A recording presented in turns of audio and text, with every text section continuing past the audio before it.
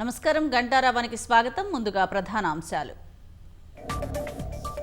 హైదరాబాద్ విజయవాడ హైవేపై పెరిగిన వాహనాల రద్దీ, ప్రత్యామ్నాయ మార్గాల్లో వెళ్లాలని పోలీసుల సూచన.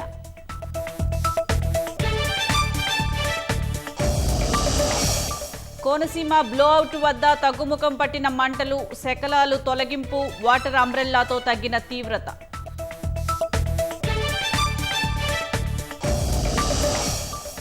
ఈ నెల 12న నింగిలోకి దూసుకు వెళ్లనున్న PSLV C-62 ప్రయోగానికి సర్వం సిద్ధం చేసిన ఇస్రో.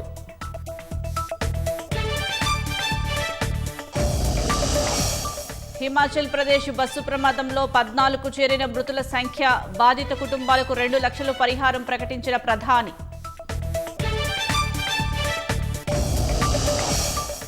చర్చల ద్వారా గ్రీన్లాండ్ సొంతం చేసుకుంటామన్న ట్రంప్, సాధ్యం కాకుంటే కఠిన మార్గాలను ఎంచుకుంటామని వెల్లడి.